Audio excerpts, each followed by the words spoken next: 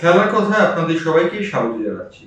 আজকে খেলার কথায় অর্থাৎ শুক্রবারের খেলার কথায় প্রধানত জায়গা পাচ্ছে Kolkata premier division football league.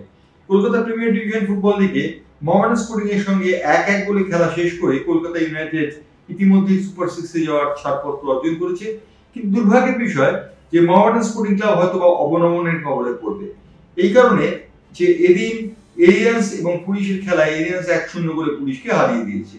অর্থাৎ এরিয়ান্স পয়েন্টের নিরিখে মোহামেডানের উপরে চলে গেল। মোহামেডান 11 পয়েন্ট পেয়েছে এবং এরিয়ান্স ক্লাব পেয়েছে 12 পয়েন্ট।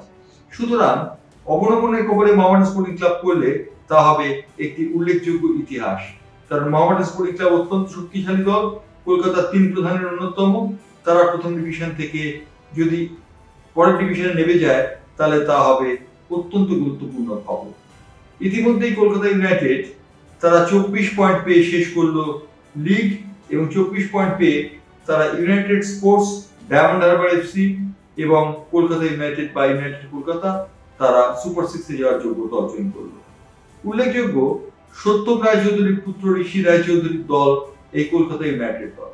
এই কলকাতা ইউনাইটেড দলটি ইতিমধ্যেই সাড়া জাগিয়েছে এবং সাড়া জাগিয়ে তারা ম্যানচেস্টার ইউনাইটেডের সঙ্গে গাছখানা মেরে তারা এই ফুটবল টুর্নামেন্টটি খেলছে। অর্থাৎ কলকাতা ফুটবল লিগে তারা ম্যানচেস্টার ইউনাইটেডের গাইডেন্সে খেলছে এবং ম্যানচেস্টার ইউনাইটেডের গাইডেন্সে খেলে কলকাতা ইউনাইটেড কিন্তু প্রথম আবির্ভাবে যথেষ্ট সুবিধা জানিয়ে দিচ্ছে।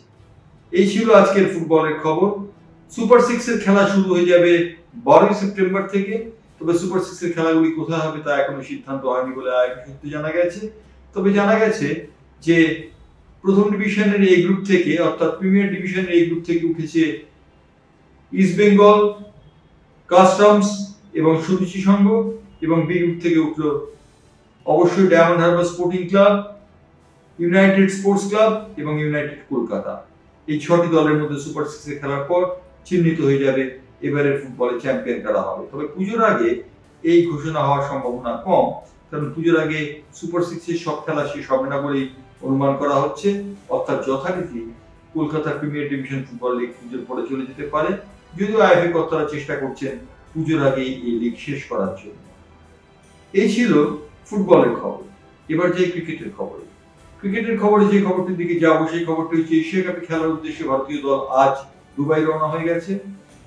ভারতীয় দলটি সেখানে অনুশীলন করবে ইন্ডিয়ান ক্রিকেট একাডেমিতে এবং ভারতীয় দলটিকে অনুশীলন করে সেখানকার পরিবেশের সঙ্গে মানানসই হয়ে নিয়ে জন্য অবকাশ দিচ্ছেন। তবে সঞ্জু স্যামসনকে প্রথম দলে রাখা হচ্ছে না। ওপেনিং করবেন গৌতম গম্ভীরের সুচারু একটি চালের মধ্যে দিয়ে শুভমন গিল এবং অভিষেক শর্মা। জানা গেছে অভিষেক শর্মা এবং শুভমন গিল এই টুর্নামেন্টে উদ্বোধন করবেন।